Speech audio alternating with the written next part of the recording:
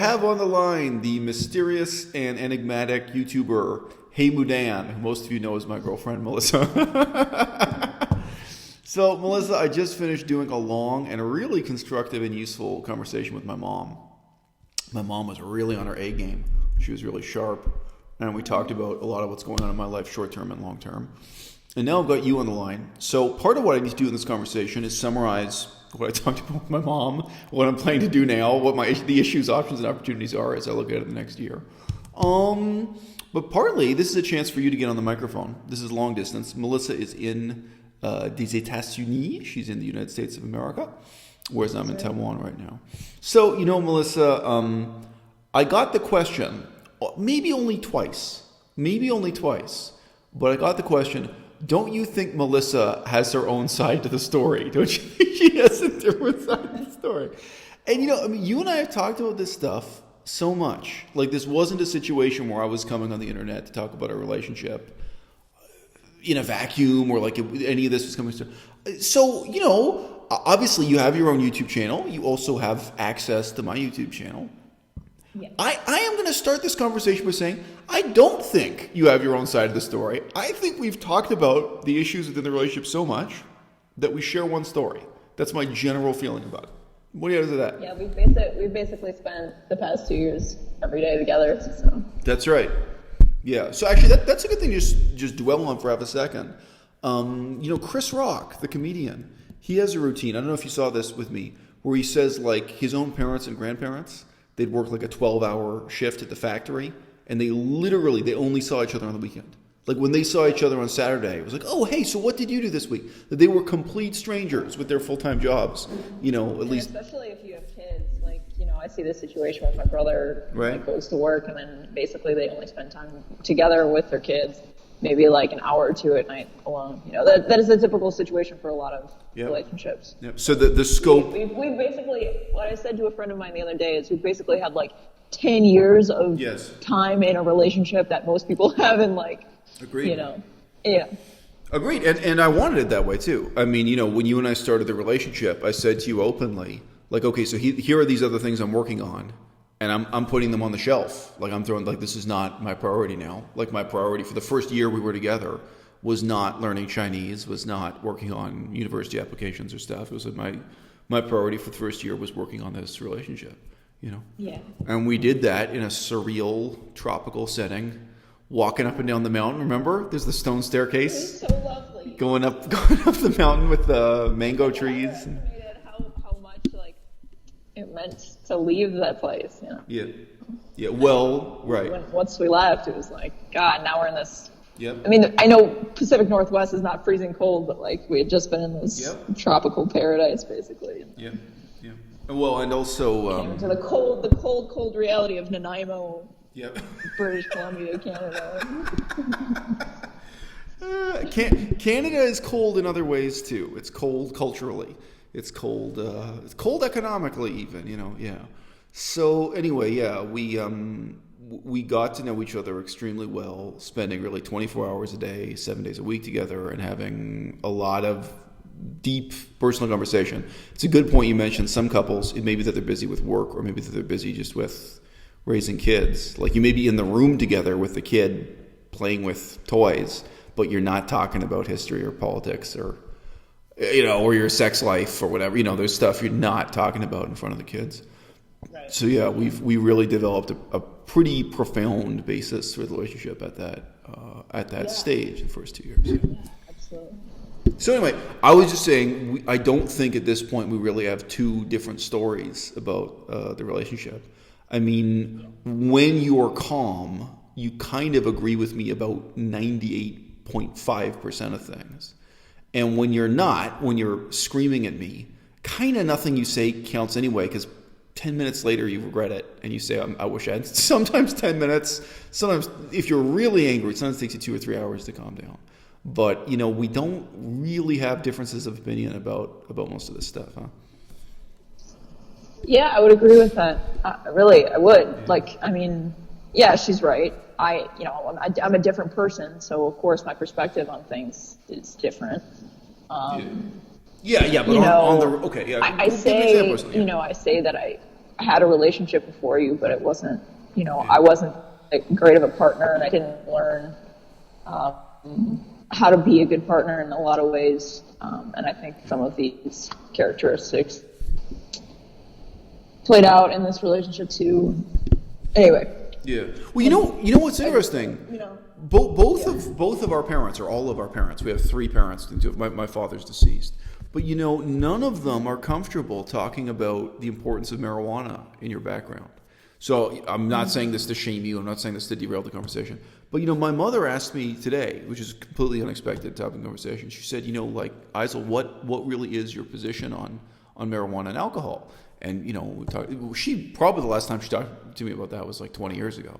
So and I talked about it. I also said, this is something I've talked about in YouTube videos, and those YouTube videos are actually quite popular and influential. Like, a lot of people care about my opinion about why I don't drink alcohol for whatever reason. So we talked about that from a bunch of different angles. But you could see, for her generation, it's really hard to wrap your head around marijuana, I guess, because there have been so many lies on both sides.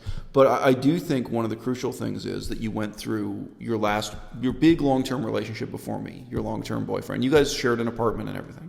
You went through it smoking marijuana. And marijuana, if you even just look at the behavioral effect on somebody, how it affects their moods, how they manage their anger and things. Now, there were questions of brain damage and other problems with marijuana. But if you even just think about the behavioral impacts on mood and coping mechanisms and pair bonding and how people get along, and intellectual development and curiosity and reading and learning, it really is a big deal. And I think that's the kind of unspoken tragedy that set you up to fail when you got into this relationship with me, and set you up to fail with a lot of the stressful situations in your life. Yeah, I think there's a lot to talk about on this issue. But I will just say, for your mother's generation, it's, hard to wrap their head around the role of marijuana. But, for my older brothers, I was just talking to them, I was talking to one of my brothers about, how much I regret having used marijuana, and that during these crucial years when I should have been able to develop coping strategies that weren't relying on some kind of drug, and he was like, Melissa, it's no big deal. You were it's not like you were dependent on it. And but it was. That's the point. But that's dependency. Chained to smoke marijuana when you got off work or whatever. And I was like, well, in some ways I was. That was the highlight of my day, because, my boyfriend worked kind of odd hours. He'd get home at 11 at night, and we'd have 1 hour before I had to go to sleep, and we, look forward to getting together and smoking weed before we fell asleep or whatever. That was really our relationship, and it was influenced by drugs every time that we were together. So, it was a huge impact on how I saw relationships. And just really briefly, it's funny to me that people don't want to admit the behavioral significance of that. If you know somebody who is obsessively into knitting, who spends all their spare time knitting, and then you say, well, my friend Chuck, he's kind of a weird guy, he spends all his time knitting. And as a result, he's kind of antisocial and withdrawn. He doesn't really make eye contact with you when he has these weird behaviors. And I think it's related to the fact that he, when he gets home from work, he spends all his time knitting. Nobody would find that hard to believe. But people have this kind of phony skepticism, like, oh, how can you possibly say that marijuana and playing video games has these effects on people? Well, at least to the same extent that some of these other behaviors, change people. I think marijuana to an even greater extent, because it's also affecting you, chemically. Even if you only look, the same way painkillers and caffeine and everything else. I think people have to kind of drop this phony skepticism about the profound effect that marijuana has on people's lives, including developmentally. Yeah, of course. Those were, ages that were really crucial for that time to, develop who I'm going to be in my adulthood, how I'm going to handle adversity and struggles, just minor inconveniences. Am I going to freak out and, scream and I think the other thing that's funny, because I'm slightly upset about something, like just because I can't get stoned or can't drink to take the edge off. And I think, and we're talking to my brothers too, like I think they just don't really like spending time with me. I didn't say anything, but I didn't say anything about it, but I walked into my brother's apartment, and he has this bar set up with a lot of different types of alcohol because he likes to make cocktails, and that's his jam. And he without saying anything, he said, I feel like an alcoholic with you, and like I feel like you're judging me, because you don't drink at all, and why don't you drink? What's going on? And brought back memories of like in the past when I've been at celebrations with him, especially when I was younger. My graduation party from high school.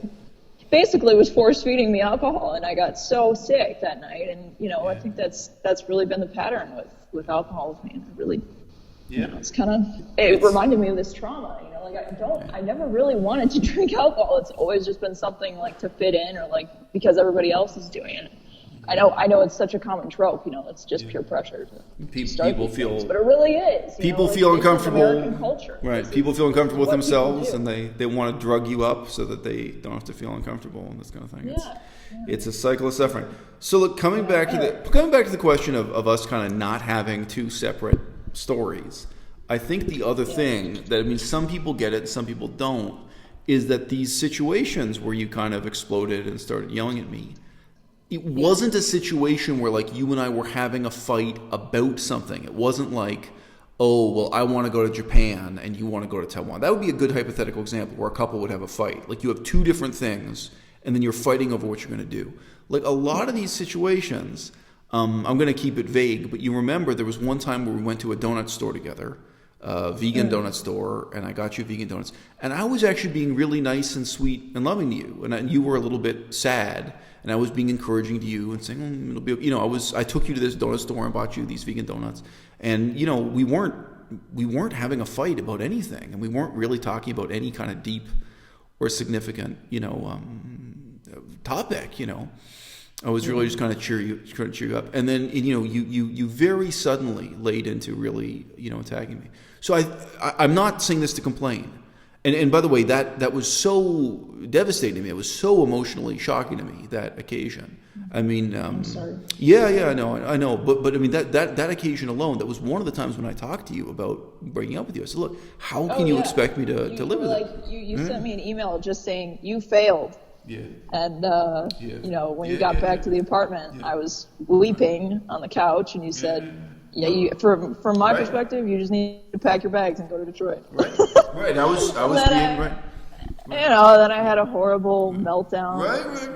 Literally banging my head against the floor. I was really having a complete breakdown. But the two things I want to clarify here. Okay, go on. In spending more time with my family recently, it is really a shame to see, and talking with my brother about our family dynamics growing up and basically our dysfunctional family, even though on the appearance, on the surface level, the appearance of our family is like, really well put together and stuff. And, there was a lot of dysfunction in what was displayed to me in terms of how a relationship should function. It's sad to me to be seeing my parents and seeing some of the same things from my end repeating, and recognizing that, okay, this is partly where my behavior comes from. That was obvious to me from all the way. That's not from my family. I've just always been an extremist type of person. But you're right. I go all the way crazy. I really just kind of lose my mind for 10 minutes and then seem to get back down to earth. Right. Well, from the first time I met your parents, I could see the roots of a lot of your behavior in your parents' behavior. So from the first time I met them, I was like, oh, okay, well, here's where some of this comes from. How God, only being able to express any kind of emotion with just anger, oh, okay, you're feeling sad about something or dejected. Okay, just be pissed off and Right. then that's going to help you cope, right? Anger is like the philosopher's stone of emotions for you guys. Like any other emotion gets redirected to be expressed as anger, and all emotions coming in are reinterpreted as anger, because anger is what's safe to deal with, whereas vulnerability isn't safe to deal with, or other kinds of emotions or something. Yeah. But what I was going to say is, I think this is why we don't have like two different versions of the story. Because the conflicts we've had, it's not like afterwards you're saying, oh, well, I wanted to go to Japan and you wanted to go to Taiwan and we fought about it and I still disagree with you, or you didn't understand me. It's really not like that. It's really like, it's just this really abrupt like dislocation in the relationship. And I'm just saying, I'm leaving it completely vague. I'm not going to state it. But like really what you said to me after we walked to that donut store, like it really was that bad. I mean, I think people who watch this YouTube channel know, like I'm not that sensitive. Like, I mean, it's not like, it's not like a few harsh words would ruin the relationship. But you really can be, that extreme with you and totally sudden and totally unprovoked. And that's also why afterwards, it's not like we're in the position of saying like, oh, well, this is Melissa's side of the story and this is my side of the story. Once you've calmed down, you look back at it and you completely agree that this was like a needless, unprovoked thing. Or sometimes even if it is in response to the circumstances, that like no grown adult can think that's a good response. So I just say we're not really... We don't have any kind of lingering conflict afterwards. It's just like, okay, so how does the relationship move forward? And that's why I've taken you back again and again. Yeah, I know. Yeah, well, I see your point. Yeah. Okay, so anyway, I was just saying that because that's the form that a lot of the questions came in from the audience as. So say some good things about the relationship. I'll say one bad thing. The one bad thing is just kind of funny because I just was talking to my mom. But I mean, babe, I've said to you before, you got the job for this relationship not because you're the smartest or the strongest or the tallest or something else. I mean, there's always going to be someone who can bench press more than you. By the way, I taught Melissa how to do weightlifting. I wasn't just her Chinese teacher when she was first learning Chinese. Also talked her through how to lift weights and stuff. We did a lot of that personal growth together too, in a very literal sense. But you got the job because you can love me. I mean that really the fundamental trait for having a relationship is loving the other person and being loving. And not that I can't, it's that I just can't help it. I just love you so much. I really do. Yeah, I know. But I think it's worth saying that you can. Because one of my professors was really big on this idea of like being lovable and being intrinsically lovable. It's not everyone wants to put up with my bullshit. Not everybody. I mean, really, because I've had other girlfriends. Even like whatever, like the book I'm currently reading, or like I say to you, oh, I just read this interesting thing about the history of ancient Rome, and I hadn't thought of it that way before. And you're really happy to be with someone like that, someone who's telling you something about the history and politics of ancient Rome, out of the blue for no reason. There are some people who be like, yeah. What the fuck, what? Fuck you. I want to buy designer shoes or something. Like there are people for whom this is just not what they want to live with intellectually or aesthetically. But, also, emotionally. I mean, and this is going to sound kind of weird, but I think you even kind of appreciate, like, my emotional problems, that you like spending time with me. You like talking about the sadness in my life with me, like the non-intellectual side.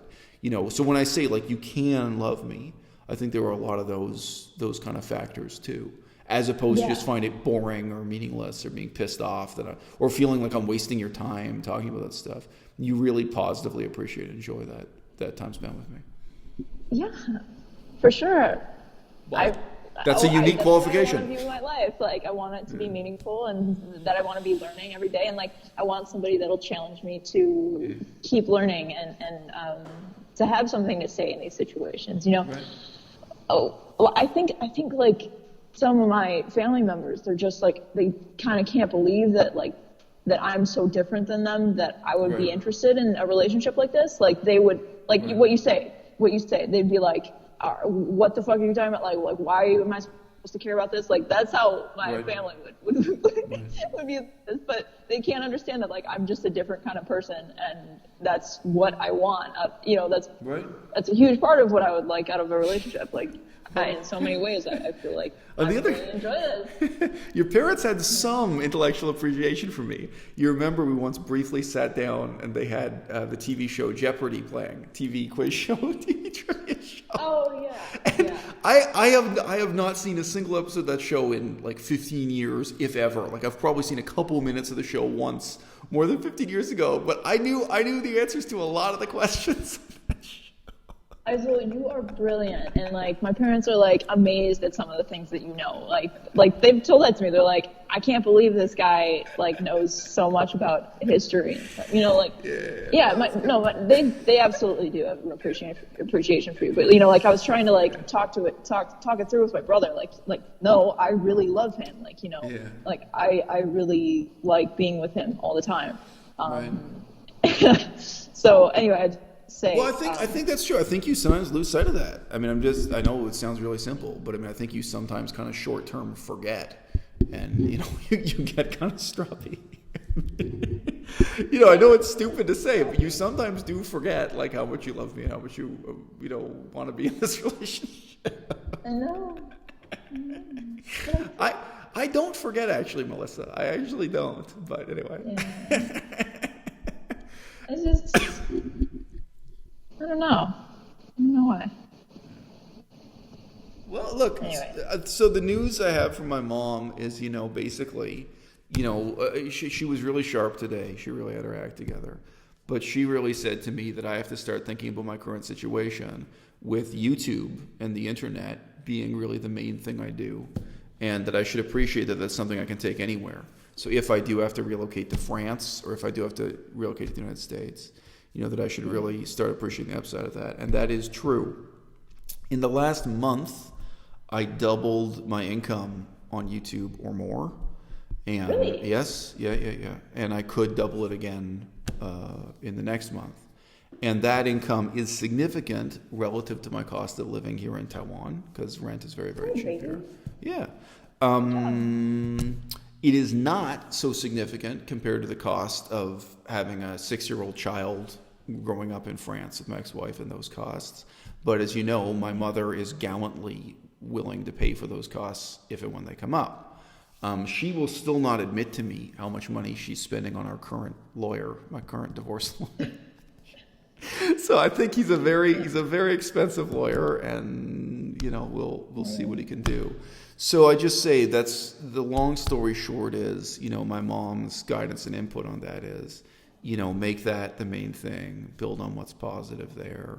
And she says, appreciate your position as a public intellectual. And, she's right in a lot of ways. It's really about, given that University of Victoria was garbage, given that University of Toronto was garbage, given that I should include here also University of Regina and First Nations University. All the universities in my life were garbage, kind of what now? And she and I both agree that I'm really in many ways in a better situation than many of my personal friends in life who've had PhDs, and that there's not a lot to be seen there that's positive. So the other track to try to develop on, as you know, is being a teacher, and we talked about that. And so, one possibility is that I make some money by teaching over the internet, which can pay about $20 an hour. A lot of websites are paying less, a few are paying more. That'd be one way to supplement my income, is doing English teaching on the internet. There's also English teaching to French students specifically, where I could be building on my ability in French a bit and trying to do for a French clientele, and that can obviously move and could go back and forth with friends. And the other question is, I think practically, what about getting credentials as a formal school teacher? And if I wanted to do that, I said to my mom, and she was really stunned. I said, well, the real opportunity is like Louisiana, And she said, oh, yeah, well, she knows everybody everywhere, though. I mean, as soon as you say Louisiana, she starts naming the current governor and the current head of the board of education, the education department, and she knows elite people in government in all these places. And she's like, oh yeah, just last week I was having dinner with so and so, the head of whatever, So she knows these places kind of inside and out. Also cool. Okay. Anyway. I'd call her interesting. Yeah. Well, some people have parents who sit at home watching Jeopardy on TV, and some people have parents like my mom. She's an interesting character. Yeah. It's really interesting. Anyway, So we talked to her about it. So Louisiana, the last time I looked into it, they were one of the states where they really said, look, if you have a university degree and you're not a criminal and you're not racist against black people, come here, sign up, and we'll train you to be part of the education system. You can get into the teaching. Yeah, that's right. Now, Louisiana may or may not be a unique opportunity. It's the best opportunity I know of that way. But that's much more positive than, for example, spending $80,000 on tuition to try to get a university credential in Michigan, and a credential that's not really linked to employment. So that's broad brushstrokes what the strategic discussion of my future comes down to. A lot of what I had to say back to my mom is, look, with this lawyer, we do not know what's going to happen next at any point. He's completely useless that way in terms of answering questions about the future. So at any time, I may be told, hey, pack a backpack and go to France like tomorrow. So, you know what I mean? That has to be. And it's like, well, I have to kind of be prepared to see my daughter or go to court, kind of sort of drop a hat. But obviously there's positive as well as negative there. And that connects to the temptation of other kinds of teaching jobs, because it's possible someone in Beijing or someone in Taipei will make me an offer that's too good to refuse. I've gotten some job offers lately, but when it's like $2,000 a month, I say keep talking. It's just not enough, and a lot of them are less. I forget the last one I quoted you. I think it was maybe $1,200. Some of them can be quite low paid, but some of them are like $4,000 a month and so on, and at the cost of living here in Asia. Yeah. That's like, okay, now I'm interested. But as you know, the problem is with that kind of job, unlike YouTube or unlike teaching on the internet, I can't just stop and go to France to see my daughter at any point, or stop and go to France for the court case at any point, which is kind of what I need to do. So that is interesting. It turns out my mother is really supportive of this idea. And part of it was she doesn't watch my YouTube videos regularly. She really doesn't. But she watched the video I just did that has Aristotle in the title, Aristotle and Andrew Yang, And, my mother listens to a lot of lectures at a high level. Literally, she listens to lectures from presidents and prime ministers of different countries. She listens to lectures from, university rectors and university professors and experts in all kinds, like really within any given month, she's hearing lectures from all kinds of very accomplished people. And she saw that video, and I think she's correct. You and I both know it. She's like, wow, look, you're really talented at this. This is really, this kind of, lecture about history and politics and economics. This is really where your talent lies. This is the way for you to make a mark in the world. And you have discussed this with her and I both. You've discussed it, and we all know if I go back to a second-rate university in Canada, try to get an MA, try to get a PhD, in a lot of ways that's going to be a waste of my time compared to what I could be doing even just on YouTube and even just stacking up books, just doing original research for YouTube, as surreal as that may sound.